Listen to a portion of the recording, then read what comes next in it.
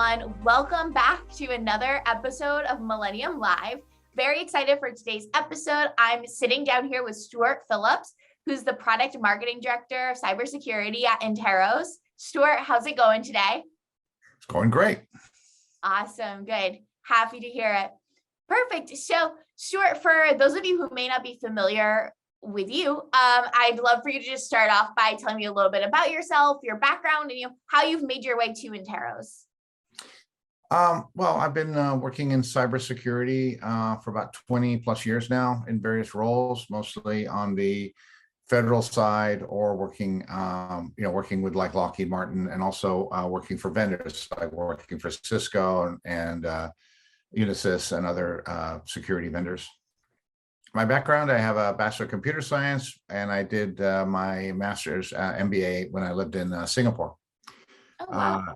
And so I think my most interesting role is I ran a lab for the Air Force. It was a secure lab, and we did write studies on highly degraded satellite networks and hacking of satellite networks and things that are actually very much in the news right now.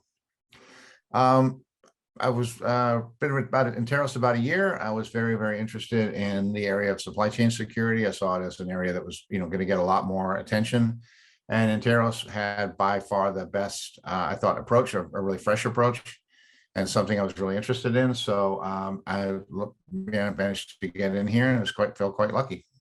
Great. Yeah, awesome. Very interesting. Very, very interesting background and experience for sure. So there is a lot of attention right now on the supply chain. I feel like that's all you hear about all the time. So I wanted to ask you, what is the key issue when it comes to security in the supply chain? Well, I mean, there's supply chain attacks and there's supply chain disruption, right? Disruption is the Suez Canal getting closed because of a stuck ship, or the port in Shenzhen being shut down because of COVID. And those are, very disruptive. And that's actually an area where, Interos spends a significant amount of our time on the procurement side. I work on the cyber side, so I'm looking at more like the attacks that are coming in for the supply chain, like the SolarWinds type thing, Kaseya, the recent Log4j event and things like that.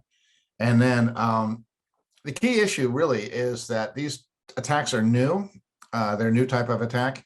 And like in any type of attacks that have come out in the past, it's taken a while for the industry to figure out how to deal with these, right? So I buy SolarWinds. I install it in my network. It's a network manager, so I connect it to everything in my network, and give it all the passwords and everything, because that's how it works. It doesn't work any other way. And then bad actors are able to compromise it, and it gets updated, which again, that's perfectly normal. We always tell people, update your software, right? Update your software. So now I've updated it, and it's got this bad software on there that's now probing around my network and passing information out to some command and control server on the internet. I'm not set up for that. It didn't go through my firewall. It doesn't show up in my endpoint protection software. It antivirus or any of these other tools, because it's expected to be there. The challenge is now it's inside my network. It has access to everything. And my traditional tools of dealing with that are really not appropriate. Interesting. That makes a lot of sense. So we're kind of talking about right now, like where those threats come from. Are there other places where those may be? Yes, there's a lot of threats. Threats really kind of fall into different categories, right? So you have a compromised organization. So you have a supplier that's like you're a bank and you deal with a credit card company, right? Pretty normal. Mm-hmm. If that credit card company gets compromised,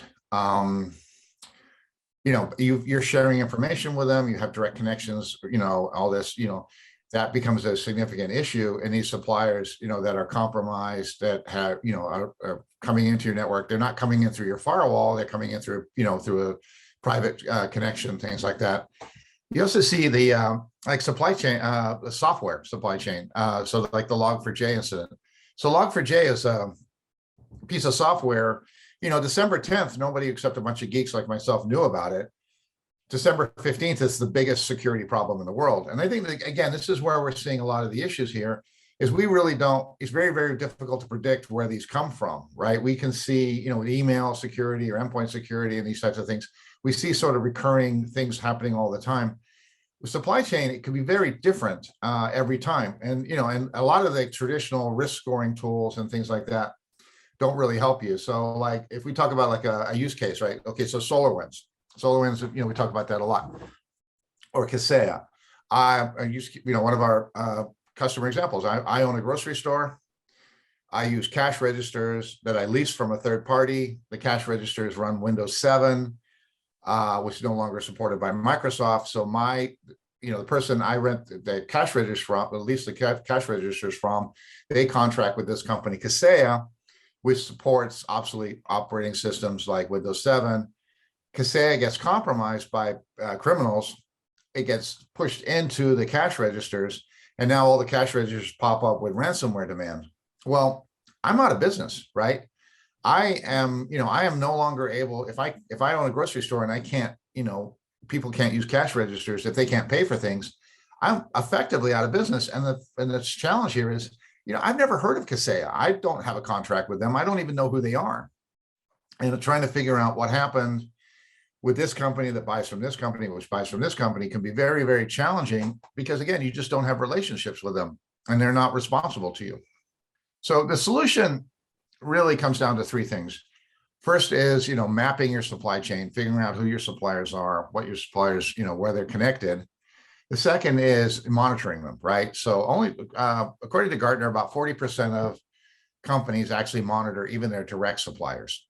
So if you're just mailing out a survey every 2 years, you don't know if somebody's gone bankrupt. You don't know if they've had a cyber breach. You don't know if they've changed ownership, things like that. And your interval is too long. You have to be continually monitoring them.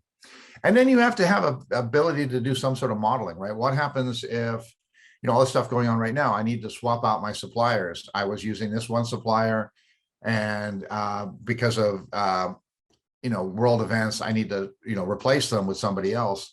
How do I do that? How do I figure out where they fit in my supply chain? Can I replace them? Is there somebody like them? It doesn't do me any good. I mean, we had, customers who were like, all my call centers are in India. Okay, and that's fine. And they do a great job. But the plan was, if this call center had a problem, we would just go to the call center across the street. Well, the problem is when COVID hit and India essentially shut down, all of a sudden, all of these call centers shut down. And a lot of the planning for contingency was, well, there was no plan, right? It didn't work because the plan was just to find someone just like them. Well, that wasn't going to be possible. And so we see a lot of the organizations, being able to say, how do I look at supply chain security differently? And a lot of it is looking at contingency and, how could a disruption affect the company? Interesting. Yeah, some things you just don't know they're going to happen. You can't really plan for them as much as you'd like to. And I have really enjoyed hearing about these, kind of broader examples. Are there any examples of people that you've worked with, any sort of specific cases that really stick out to you in your mind? Yeah, I mean, we had a large bank that had concerns around SolarWinds, right? So they didn't actually use SolarWinds, but they shared a lot of information with companies that did, and they were very concerned about what could happen. And one of the challenges happened is, if you remember, SolarWinds happened over the holiday, and the traditional mechanism is to send surveys to people. So you have 1,900 direct suppliers. You send them an email or contact them in some way and say, hey, do you have SolarWinds? And if you do, are you planning to patch it, or what are you doing?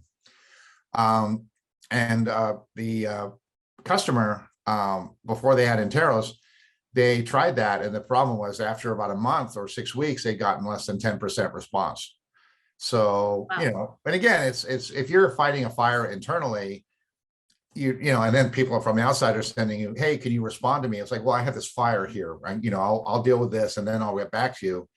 So, it's very difficult to address a lot of these things. So, customer was able to, again, they brought in Interos. We imported all their 1,900 direct suppliers. We have about a 400 million entity relationship database. So entities would be, legally separate organizations that can be mapped and scored separately. And then what we did is we have about 100,000 feeds of information. There's both commercial information, public information, other sources of information that we buy.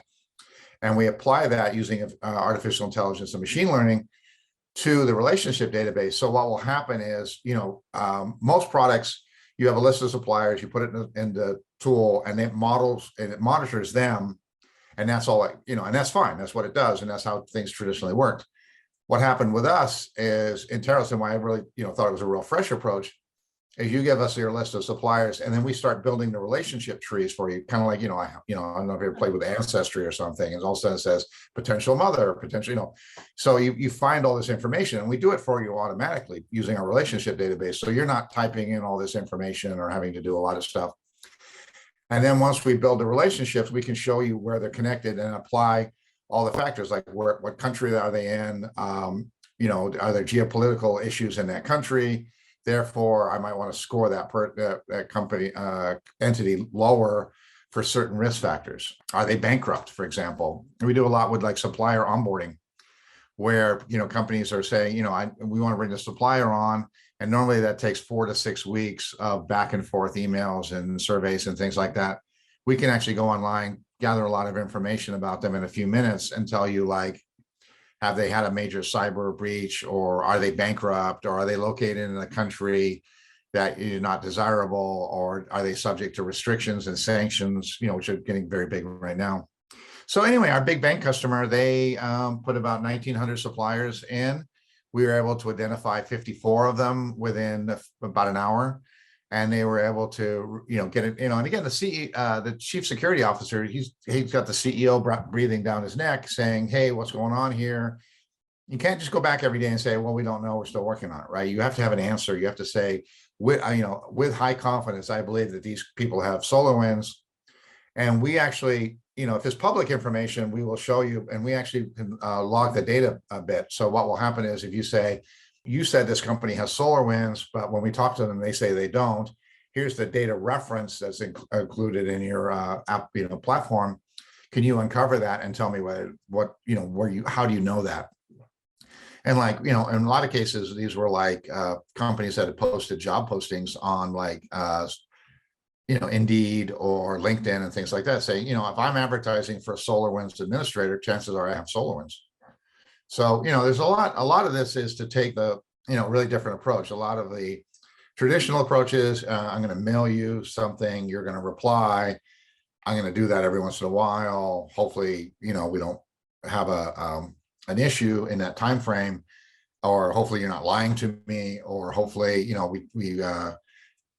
I do supplier onboarding one way, you do it another, and maybe you do it much better than I do, but I'm just filling in. It's not really my job, so I don't care that much. So there's a lot of challenges here. So we can address quite a few of those things.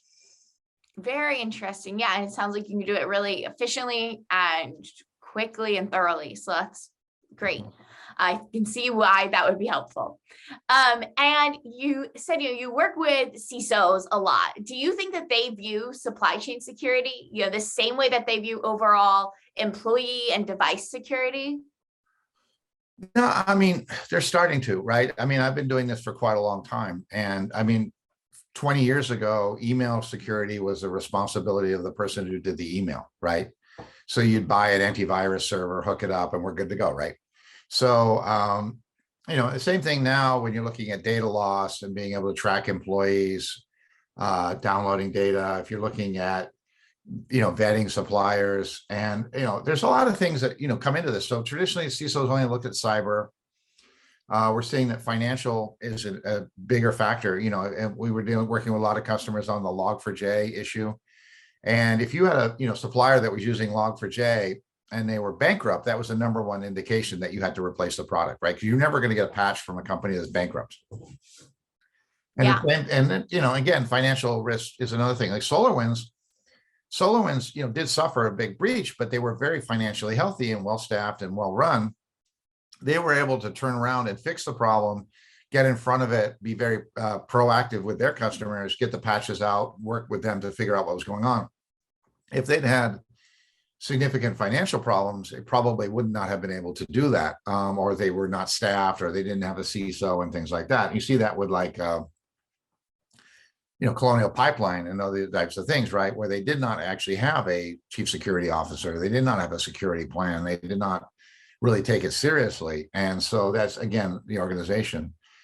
I do think that a lot of CISOs are starting to think about supply chain as a threat to the organization, especially since it's a threat to the entire company, right? If I can't buy aviation gas, I'm an airline, I'm at that point, I'm just a hotel for angry people, right? My planes can't take off, I'm out of business, right? It's not other security things are really frustrating, but I'm not out of business. So again, I think a lot of this is, again, there's the idea of the more aspirational CISO, the CISO that wants to understand the company business. We always talk about how CISOs should be talking strategy, not technology, right? Going to your boss and talking about how I want to change the way we repudiate digital certificates, right? That's not interesting. If you go to your boss and say, hey, I know we want to expand into Africa next year.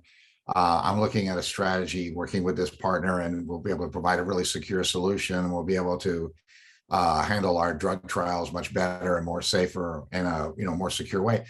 Again, you get the interest of the boss, right? What do the bosses care about? So I think, again, it's the more aspirational CISO, the CISO that wants to talk strategy, that's really starting to look at supply chain security. And those definitely out there. Those are pretty much the people I talk to. People come to Interos and say, I really do want to have a worldview of where all my suppliers are, because I'm worried that we have too many of them in the same place, right? Concentration risk, or I worry that they're connected to, Russian mafia controlled bank, which would be disappointing, right? And so a lot of companies, suppliers will go out of their way to hide these problems. And, again, a better CISO who can uncover them now can prevent problems in the future. That makes a lot of sense. Yeah, definitely want to prepare for the worst. And I think you had touched on this a little bit in your answer there, but I want to talk about qualified personnel in organizations as well. Obviously, the Great Resignation and talent acquisition and retention is a really big topic right now, especially in the cybersecurity industry. So I was just wondering, do you believe that there's a shortage of qualified personnel in organizations, people who are fluent with supply chain risk mitigation in particular?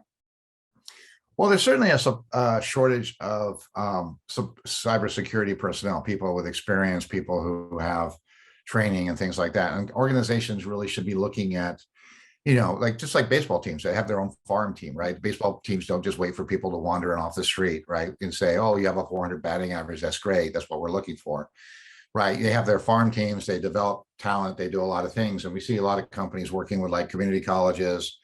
They're starting to offer like cybersecurity degrees. Where I live in Seattle, we have the Everett Community College. They have an industrial control system program. So, and again, companies can, fund those individuals, support, give them scholarships, help them get up. So, definitely have to sort of build the team. And again, it's also a thing that, we touched on it, but if you wanted a more diverse workforce, that's also, you really have to work at it, right? You can't just go out and say, we want to hire a more diverse workforce. Let's compete with everybody else for the same few individuals, right? You really need to have your own program to develop them and work on that. Honestly, though, if I'm a cybersecurity person, I don't necessarily need to know a lot about supply chain, but what I do need I have a view of supply chain, right? I do have to have information about it. And again, that's one thing that Interos really gives to the chief security officers, that understanding of what the supply chain looks like, who are the suppliers, where they are, things like that. And then working with the procurement team, right? Working with the compliance team, working with financial team, working with other organizations, within my company, to share that information and be able to talk a language that they understand, right? Can I go to the supplier and, the procurement team and say, here's a list of all the suppliers that have high cyber score. I'm concerned about these people. Is there any way we could get rid of them? And honestly, most of the time it really is not, right? Because most procurement people don't really think about getting rid of suppliers unless they're bankrupt or they stop supplying, right? And one of the recurring themes we get from talking with CISOs is, if somebody is a supplier in good standing, it is really, really kind of difficult to get rid of them. Even when they do turn out to be, controlled by the Medellin cartel, it's like, well, they're really nice people. We had a very nice lunch and I don't know what the problem is. And we're not going to shut down the factory for 2 months and have to inform the shareholders, right? So, there's a lot of concern there. So again, it is the ability to understand a bit about supply chain and some of the issues, and then be able to have conversations that are better. And again, we see this a lot in supplier onboarding. A lot of our customers use Interos for supplier onboarding because it's a centralized resource. They can see cyber, they can see financial, they can see compliance, and you have different groups within the organization that have a piece of that pie. And so we work with a lot of customers who like to standardize the approach and have like one report, right? It doesn't make any sense. I'm a cyber person, I write one kind of report. You're the compliance person, you write a totally different one. You're the chief sustainability officer, or the chief, the person in charge of ESG, and you're concerned about the supplier having issues in that area, with multiple teams writing different reports and waiting for everybody to get finished, and the last, and being held up by the slowest person to comply. And in the meantime, hey, the factory's closed, so I guess we're just going to go ahead and start buying from them for now, and then you can fill out your little form later. And then by the time you come back to them, they're like, yeah, no one cares. Well, no one's going to read this. So you might as well just, whatever.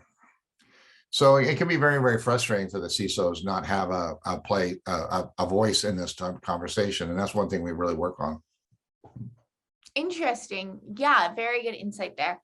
And I was also wondering, we've been talking about, building up these organizations. I was wondering, how can organizations build a holistic approach to security, which includes the supply chain? Well, again, I think it comes into, like I said, very similar to how email evolved, right? Email originally was, check attachments for viruses, and then you start to see a lot more development around, being able to check for executive compromise, right? Hey, I'm your boss, I'm working on a secret project, that's why I send it from this email. Don't tell anybody, but I need you to send this $50,000 to a bank in Romania. And if you don't, you'll probably get fired. And surprisingly, huge number of people go along with that because they're much more worried about getting in trouble with the big boss than they are, making a mistake or getting, sending off some money or something like that. So it's been really, so a lot of the tools now look for these keywords. They go through the emails and they look for it. But that isn't done by person, right? Nobody, no one sits there and looks at 200,000 emails a day. And I think the tipping point with email was when we generally agreed that artificial intelligence was better at reading these emails than a person was, right? I believe I'm pretty good at this. I could look at 300 emails a day. I bring in these vendors and they're looking at every email, applying the same standards, same reporting, and they're dealing with millions of emails a day. And, and it's just as good or better than what I can do by hand. So the same thing is happening here with supply chain. It's a transition away from paper. 90% of the customers we deal with, who we replace like Excel spreadsheets, it's all still being done by hand. So bringing in artificial intelligence, bringing in machine learning, bringing in, a constant approach to monitoring, being able to look at multiple risk factors, again, applying that. If you have 1,900 direct suppliers, you might have 15,000 tier 2 suppliers and 150,000 tier 3 suppliers. You are not going to be able to sit down and map out where 150,000 tier 3 suppliers are in the world, right? Not in your lifetime, and where we can do it in a few hours. So again, we can, using machine learning, machine AI, that's going to be the big tipping point. And we're starting to see that with a lot of like endpoint protection. We're starting to see that with a lot of other things. Supply chain security is still, unfortunately, very manual. And we're bringing in the fresh approach of, this AI, machine learning, automated monitoring, all this. And it is, we believe that will be the transition. That's where that will become more of a completely holistic approach. And again, one of the biggest problems that we see customers have in their security programs is individuals are very important. The person in the middle is actually very, very important at a lot of times. But if you have people leave, if people, you have challenge in getting people trained, you have challenging having people replaced. You can have, I talk to companies, they've had, openings for 7 months, right? It's like, look, you're not getting any, they're barely just, maintaining what they're doing. They're not getting any better. So by automating a lot of this, maintaining, scale of it, it actually, can, dramatically improve the consistent security posture and consistent improvement of the solution. Very, very interesting for sure. And we're about to wrap up here, but I want to hear about your predictions for the future. Just after this conversation, I feel like you have a lot of them, and I'm curious. Yeah. Well, I think the interesting thing about supply chain security is that there's no general agreement on it. If you go to Gartner or Forrester, there's no quadrant that says supply chain security, right? There's supply chain risk, there's cybersecurity, there's supply procurement. So this is an emerging area, and that a lot of the customers I talk to don't have a good answer, right? They don't have a good solution. One of the things I was very excited about joining Interos, I go out to customers, potential customers, and no one said, I'm good, or I just bought something, or, we were looked at that last year, but we took care of it. Everybody was like, I have two big issues, ransomware and supply chain. So we're still able, there's still a big green field here. And there's a lot of opportunity for our approach to win out. And I think that a lot of the CISOs that have been sort of ignoring supply chain, haven't really looked at it.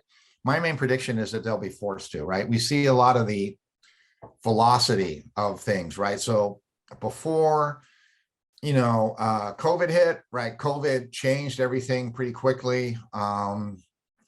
And a lot of companies had really never planned for this stuff. It's like the longest the US-Canadian border has ever been shut down was like 10 days, and that was after 9/11. So there's no reason to plan for it to be shut down for 2 years. That's crazy. Why are you wasting our time? So now these, black swan events are common, and the velocity of them happening. The US government has issued more sanctions in the last couple of weeks than they issued in like the last 16 years.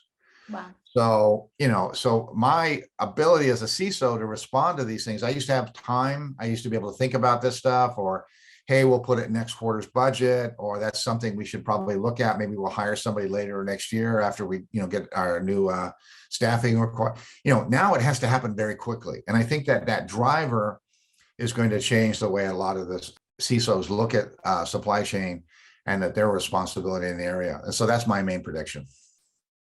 Yeah, well, things are changing very rapidly for sure. I can definitely see the need for this increased security. Perfect. Stuart, I want to hear if you have any final thoughts, but if not, it's been a pleasure chatting with you. Been very much a pleasure. And thank you. It's very, really enjoyed this conversation. And so thank you very much for this opportunity.